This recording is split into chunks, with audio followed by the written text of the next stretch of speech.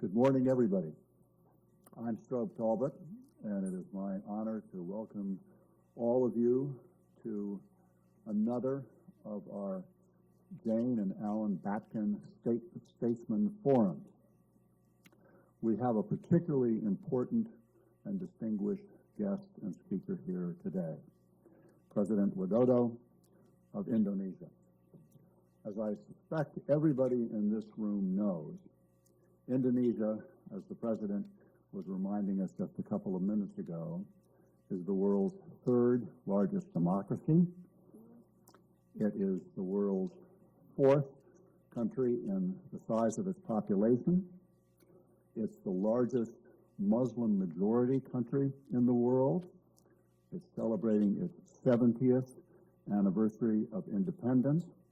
I'm getting a nod from the President on each one of these. I feel as though I'm getting an exam here. Also, of course, Indonesia was a founding member of ASEAN. It's a member of the G20. And as of yesterday, to the pleasure of the President of the United States, President Widodo made clear that Indonesia is going to support and be part of the TPP. He'll have a chance to talk with some members of Congress on that subject a little later today. President Widodo was elected last October with a grassroots campaign that promised to stamp out government corruption, invest in education, and increase the use of modern technology in governance, a subject that came up in his conversation with President Obama yesterday. In his campaign, he made an asset out of his status as an outsider from government, as well as his empathy for the less privileged of his fellow Indonesians. I want to acknowledge two other people who are here. It's a very large and distinguished delegation, but I want to particularly thank Indonesia's representative here in the United States, and we call him Ambassador Sonny. He is a friend of many of us here in the institution and a neighbor on Massachusetts Avenue. And Representative Brad Sherman of California, who is the ranking member of the House Subcommittee on Asia and the Pacific, who will provide some opening remarks before the President speaks. Over to you, Congressman.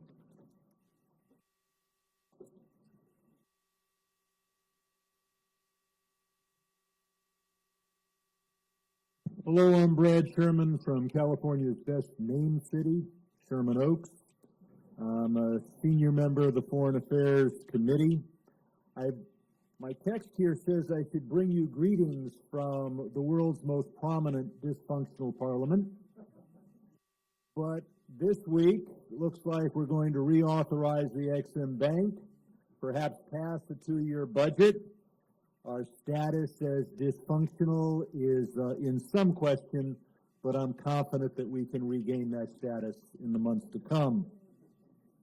I want to thank Strobe Talbot for bringing us together, recognize Vice President of Brookings, Martin Indyk, who just last night joined for dinner, and he shared his insights into the Middle East, and of course Richard Bush, the Senior Fellow and Director of the Center on East Asia Policy Studies.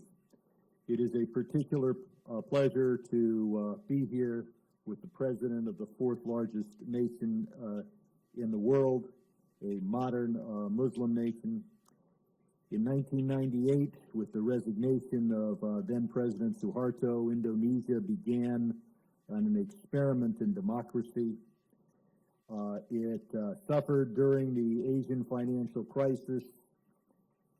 Since 1990, and if you were to look at it back in 1998, it faced so many challenges, including conflicts involving East Timor, Aceh, Kalimantan, Sulawesi, and the Maluku Islands.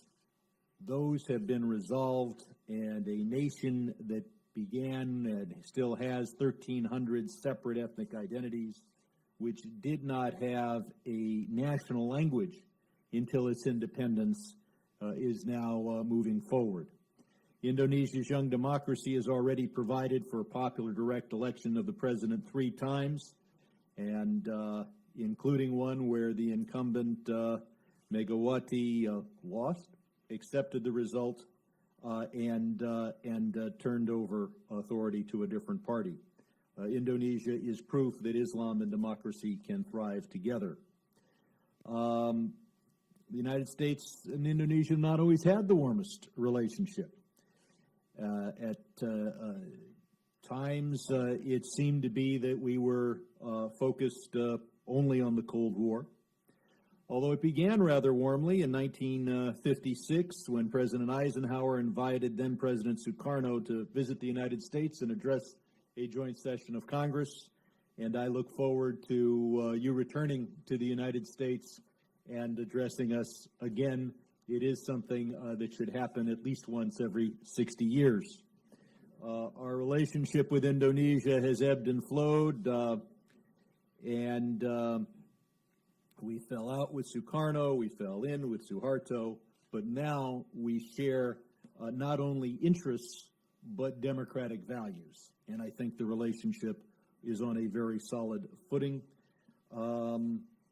Our economic relationships are just beginning with a trade relationship of $27 billion. That is considerably less. We export only $8 billion to your country. That is far less than we export to Belgium. As a matter of fact, 1/3 of what we export to Belgium. I look forward to that relationship growing, but it's important that it be balanced. Right now, it's in a roughly 2-to-1 ratio if you include services, where we export $1 for every $2 of imports. But I'm sure as the relationship grows, it will be balanced, and that is something very important to the American people. We've committed $600 million through MCC, the Millennium Challenge account, which is a strong statement for our dedication and sharing of Indonesia's development goals. I look forward to helping with that as it unfolds. I know that your visit will strengthen our efforts to counter violent extremism, and I applaud your efforts to work with the United States and the world against terrorism, and for the moderate Islam that comes from Indonesia that demonstrates that Islam is indeed a religion of peace. Now, our guest, our president, is the 7th president of the Republic of Indonesia. He assumed office a year ago. His election was a meteoric rise. He was mayor of a town about the size of Milwaukee, Solo in central Java, just less than a decade ago. He then rose to be governor of the state and now president of the country. There is only one other world leader who grew up to some extent in Indonesia. He rose quickly from an Illinois state senator to president of the United States in roughly the time it took you to move from Solo to the presidential palace in Jakarta. Now, I know that the president planned to spend more time in the United States. Our thoughts and prayers are with the people of Indonesia and Southeast Asia as they deal with these peat fires. The United States has committed $2,750,000 to fight those fires. I'm sure that we should do far more. Because you've had to truncate your trip, you're going to miss, and I regret this very much, your visit to my home state of California.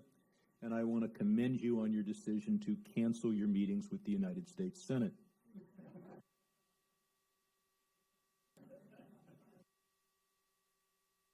Getting back to those fires and global warming, the These fires have emitted, I believe it's 1.6 gigatons of carbon into our atmosphere so far. And that could put Indonesia on the road this year to have more carbon emissions than India.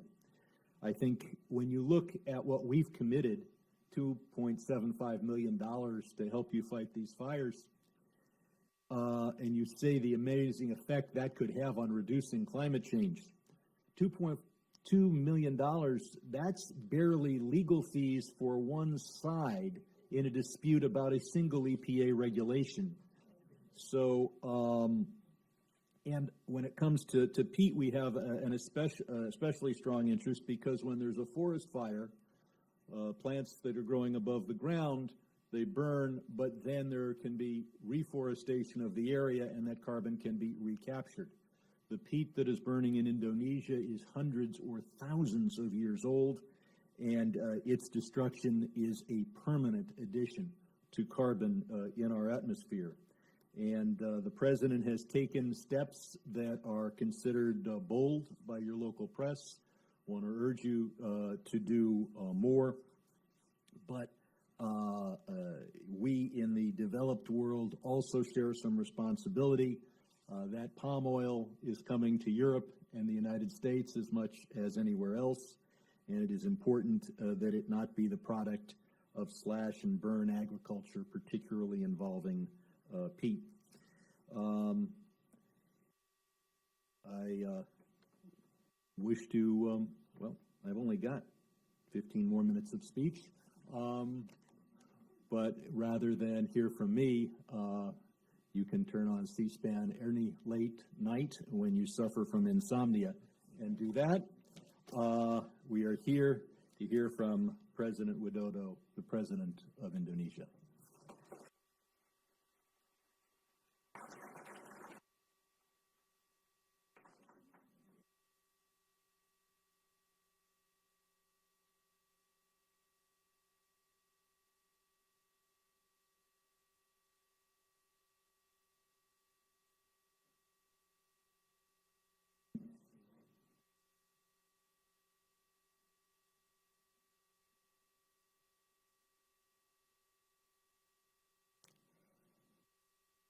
Mr.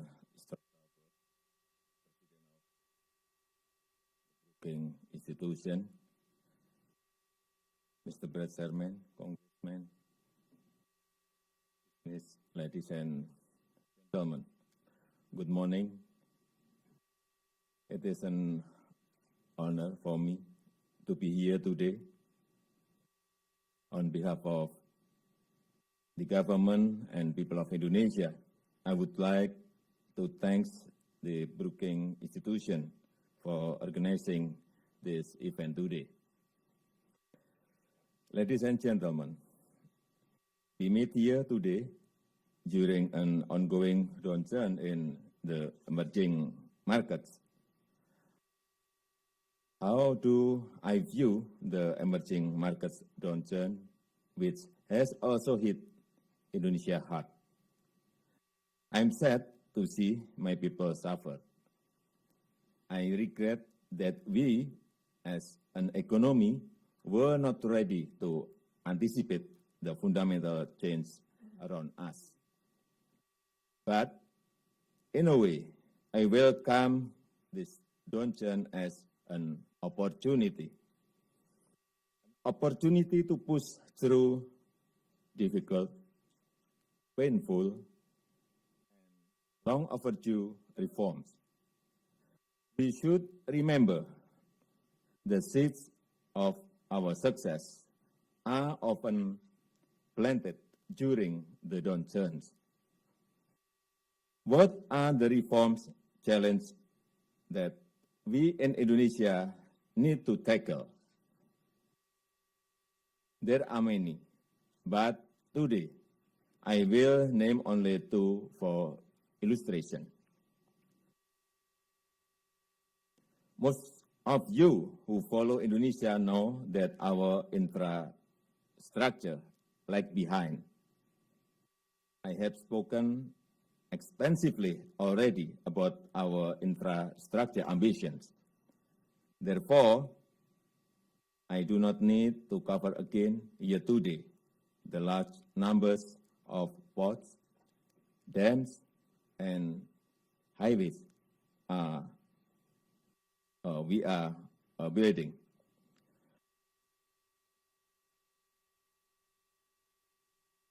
I will report to you today that our infra program is now progressing very well. With our infrastructure program rolling, we then turn our attention to the next urgent reform, and that is to free up our private sector, both domestic and foreign, from poorly conceived policies, excessive permitting and licensing, and misguided protectionism, which have caused our companies and industries to suffer for too long. About 7 weeks ago, I launched what we call deregulation package number 1. This package of policies comprises 134 rules and regulations, which we will revise, rationalize, and revoke.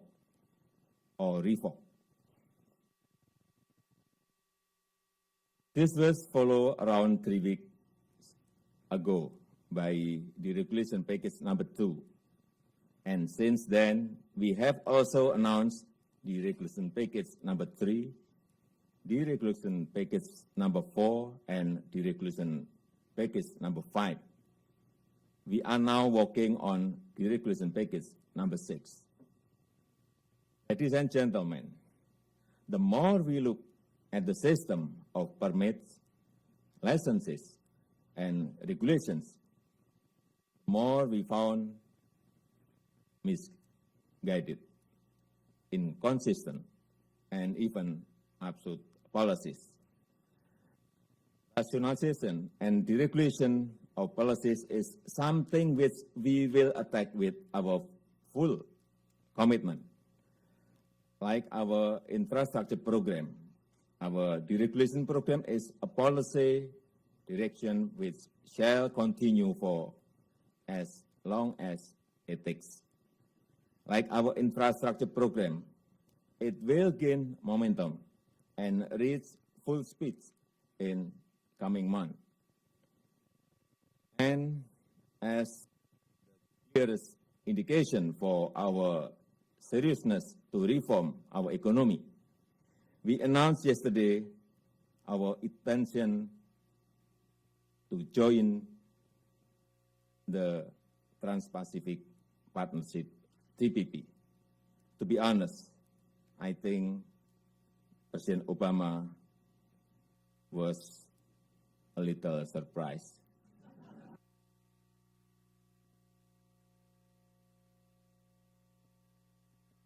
Dear distinguished audience, today I would like to use this opportunity to speak about the environment. This year, we are suffering forest fires across a large part of Indonesia. This is a huge challenge, but we are committed to find solution to the problem, and we will be working with our partners in the region to this end. Let me assure you that we, Indonesia, care deeply about the environment. We are a maritime nation. We have 52,000 kilometers, around 33,000 miles of coastline, which would be affected by rising ocean levels. Please understand, our ocean were suffering, and that is why earlier this year we launched a major crackdown on illegal fishing. By cracking down on illegal fishing, we pay a heavy short-term price for our economy. But I can tell you, if we had not cracked down on illegal fishing, then within 6 to 7 years, there would be no more fish in our oceans. There would be no more coral, no more marine ecosystem. You shall see a greater focus on the environment from my government going forward. We will reduce our emission. We look forward to working with all the parties at the next COP21 meeting in Paris. We are committed to preserve our forests.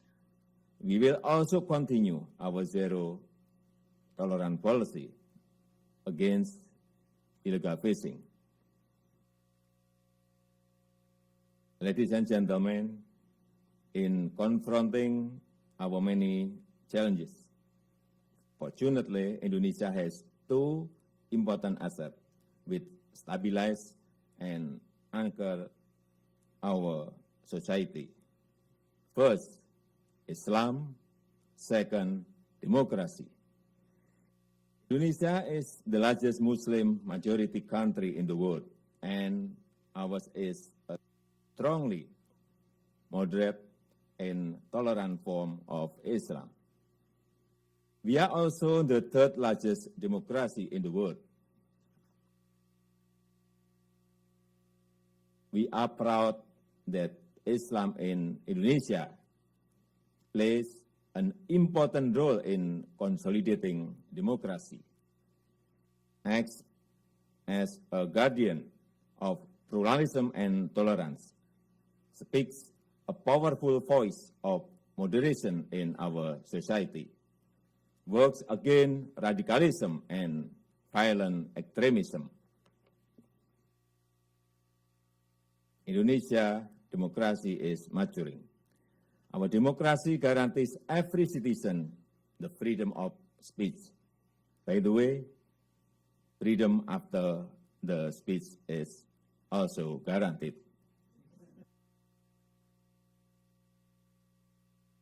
Indeed, our media and social media have been instrumental in exposing corruption and demanding results from our government officials. Our democracy guarantees public participation in every aspect of our lives. Only in a democracy the people are free to choose their leaders. Without democracy, there is no President Jokowi.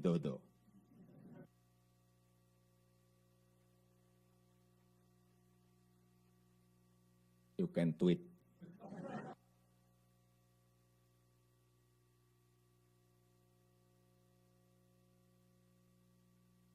I believe as Europe and America are dealing with an influx of people of different religion and races, we in Indonesia have something very special to offer to the world. Indonesia offers a successful model that shows that Islam is compatible not only with democracy but also with modernity. As a power between the Pacific and Indian Ocean, Indonesia's future depends on how we manage the sea for the benefit of our people. That is why we launched our global maritime fulcrum as a strategic and policy framework. We believe that the sea should remain goods. We reject any attempt by any state to control and dominate the sea and turning it into an arena for strategic competition. The sea should be safe, secure, and free for seaborne trade. The sea is a source of livelihood for our people. It is a common heritage that needs to be preserved and protected. We believe that the sea should unite, not divide us. Development in the South China Sea also capture our attention. Tensions in the area must be diffused through peaceful means, especially based on UNCLOS. Indonesia is not a party to the dispute, but we have legitimate interest in peace and stability there. That is why we call all parties to exercise restraint and refrain from taking action that could undermine trust and confidence and put at risk the peace and stability of the region. We need to talk closely to ensure good order at sea, prevent incidents, and ensure freedom of navigation. As I often said before, Indonesia stands ready to play an active role in finding solution to the South China Sea problem. We believe it is time for ASEAN and China to start discussing the element of the Code of Conduct, COC, in the South China Sea. As a part of our attention to transform Indonesia into a maritime fulcrum, we recognize the growing importance of the Indian Ocean. We will chair IORA and we will produce an IORA Concord. Ladies and gentlemen, as we look out across the East Asia region today, we would like to state our following beliefs. Indonesia will stay true to its free and active foreign policy. ASEAN is of critical importance to us. We will preserve and strengthen ASEAN centrality. We will safeguard ASEAN strategic autonomy from great power competition. We need to strengthen regional multilateral institutions such as the East Asia Summit as a strategic platform for dialogue and cooperation. We welcome a sustained and comprehensive U.S. commitment in East Asia. The region will benefit from America's political, strategic, and most importantly, economic engagement. We recognize that many or even most of today's challenges require global solutions. Our Constitution says that Indonesia must play an international role to contribute to the global public goods. Therefore, Indonesia is committed to fulfilling our international obligation. For example, we are aiming to increase our participation in peacekeeping operations. We hope to contribute 4,000 troops by 2019. Ladies and gentlemen, this is where it becomes critical for both the United States and Indonesia to work together to achieve great things. During this visit, President Obama and I have launched a new platform, a partnership that covers economy, security, environment, technology, and counterterrorism. Under this platform, both countries can convey genuine strategic interests and strategic concern in clear and strategic manner. This platform will elevate our bilateral relationship into the next level, strategic level. Ladies and gentlemen, there is one bright spot. When I look at today's young generation, I become highly optimistic. They are getting it right.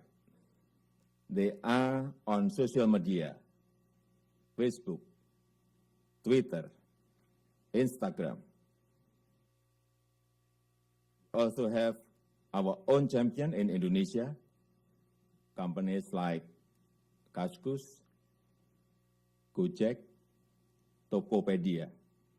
That is why I was planning to go that paragon of American future, Silicon Valley. Ladies and gentlemen, distinguished audience, in conclusion, please take another look at Indonesia. Things are changing very fast. We are not going away. We are not becoming inward looking. Our interest in regional and international engagement remains as strong as ever and will be stronger in the years to come. Our foreign policy will continue to reflect both our national interests and our international obligation. We will bring prosperity to the Indonesian people. We will work with our partners to bring peace to the Asia Pacific. We will fulfill our obligation to create better world. This is our strategic responsibility to the Indonesian people, to the region, and to the world. Thank you.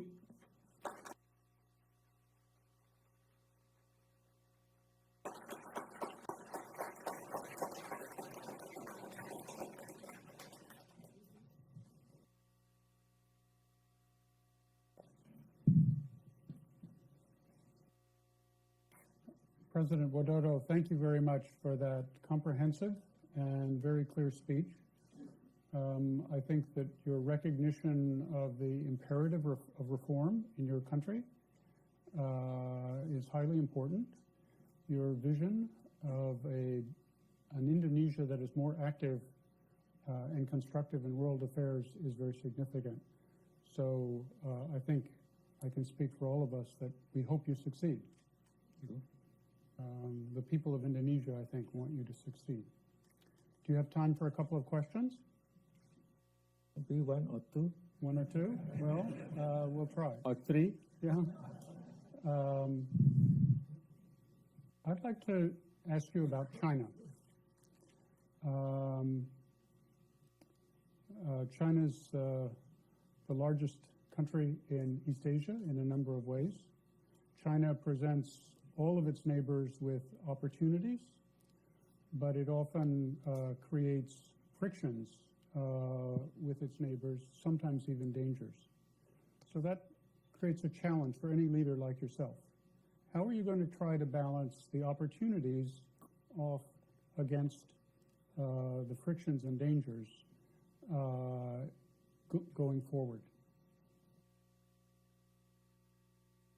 We see China as an important partner for Indonesia. We need to build strong cooperation with China because we send many of commodities to China. We export many of our commodities to China.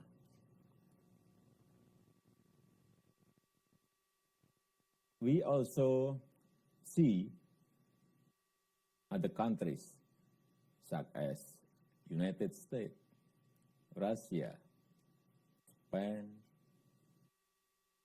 Middle East, Europe as an also important partner for Indonesia. And about the South China Sea, I told already in my speech that Indonesia is not part of the conflict. We need peace and stability in the region. And we want ASEAN countries and China to start discussing about the content of the COC, Code of Conduct, to start discussing element by element of the Code of Conduct.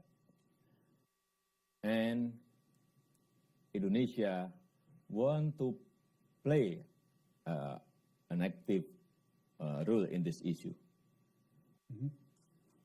Okay, thank you very much. For the next question, I would like to call on Mr. James Castle. He is the founder and head of Castle Asia, a firm that's based in Jakarta and provides analysis of the business environment in Indonesia for a lot of firms. Jim?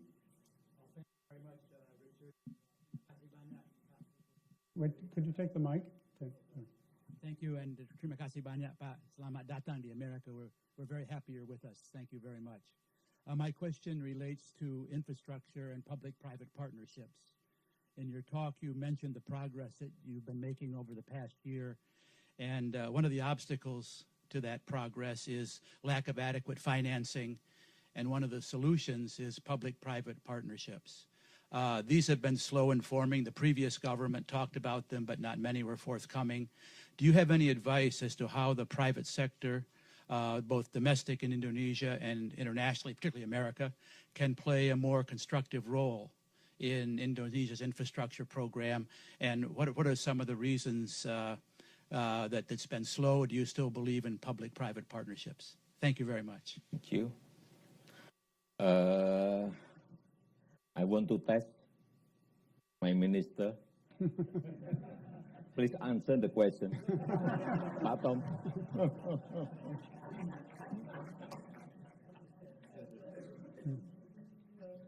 But don't speak longer than my speech.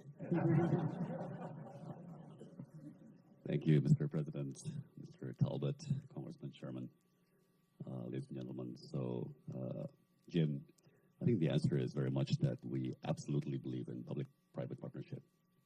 I think, as the President pointed out, it's only been 1 year. And as many of you know, it's been a very busy year, very eventful, admittedly, sometimes a bit bumpy, but absolutely. I myself, as a trade minister, and I should explain a little bit, in our country, my trade ministry is kind of like a combination of what in the U.S. would be Commerce Department and USTR. So I should cover a lot of domestic commerce.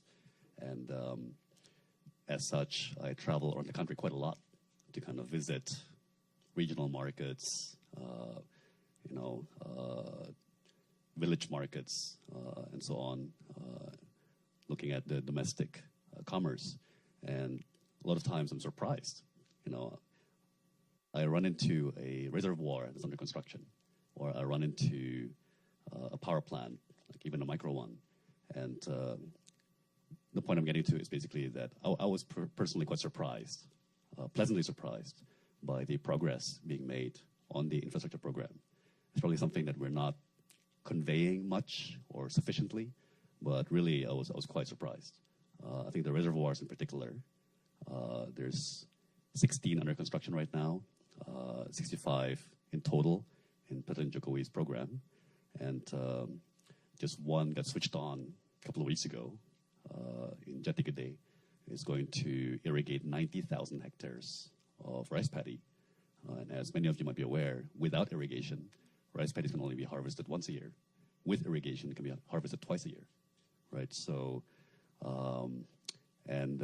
another one in West Java also, like the Jati Kedai, was under construction from Korean contractors. And I saw on the billboard, it's actually a PPP, seems like, between the government of Indonesia and the Korea Exim Bank. So if Congressman Sherman has some positive news about the reactivation of the U.S. Exim Bank, to me, that's very exciting news. And also you explain about the power plant in Batang. This is also Yes. PPP. That's right. So indeed, wow, tough, without running over my time limit. But yes, so Batang Power Station is a PPP.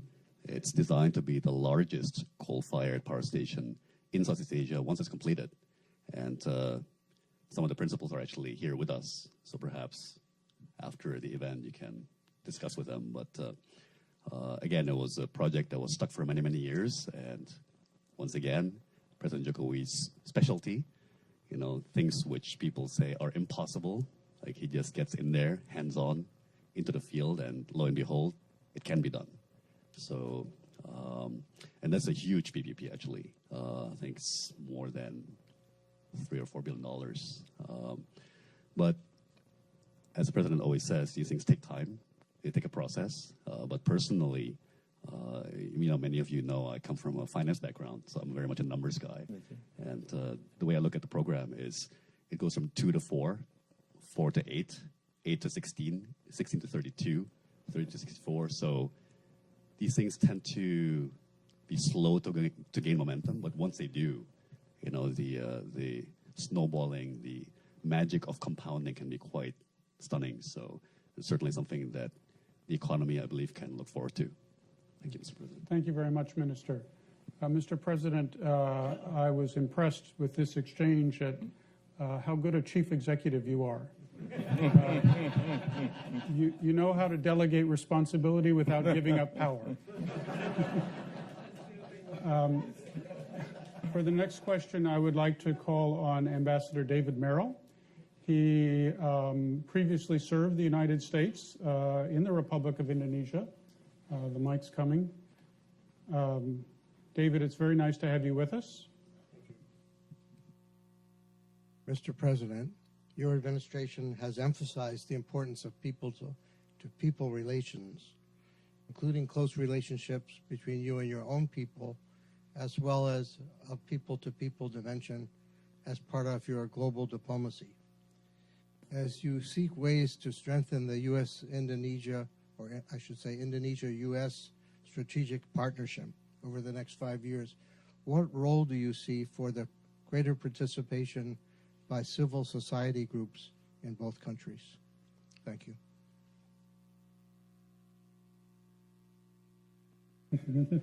I want to test again my minister, foreign minister. Please answer.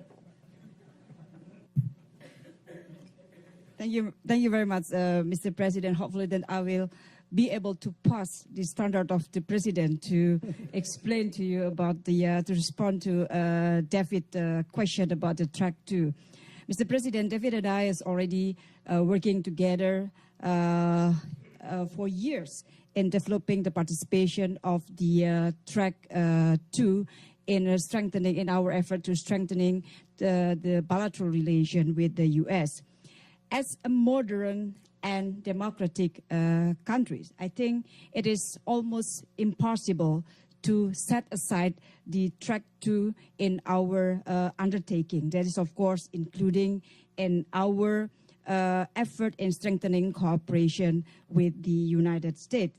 If you look at the Indonesia-United States relation, we recall that in 2010, we developed the strategic partnership in which the track 2, including or especially on the education, contributed a lot in our effort to strengthen the bilateral relation.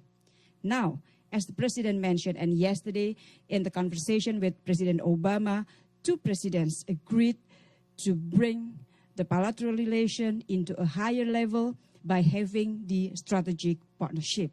Again, it is not impossible that the track 2 will be in again, playing a great role in developing the partnership, the cooperation between Indonesia and the U.S. The strategic partnership will not change anything that has been developed in the comprehensive partnership, but rather it will strengthen the effort that's already done by the comprehensive partnership. Is it enough, Mr. President? Okay. Thank you very much. Okay. I should have mentioned that Ambassador Merrill is also the president of the U.S.-Indonesia Society and making a major contribution in Washington, D.C. to an understanding of your country. I understand, Mr. President, that my main responsibility as moderator is to make sure that you leave for your next function on time. And I will fulfill that obligation. But I did want to say just one thing in conclusion. I was very struck with what you said about Islam being compatible with democracy, Islam being compatible with modernization. I think these are very important insights, and they are important not just in Indonesia, but around the world. But the future of democracy will be much better served and have much greater promise if Indonesia succeeds.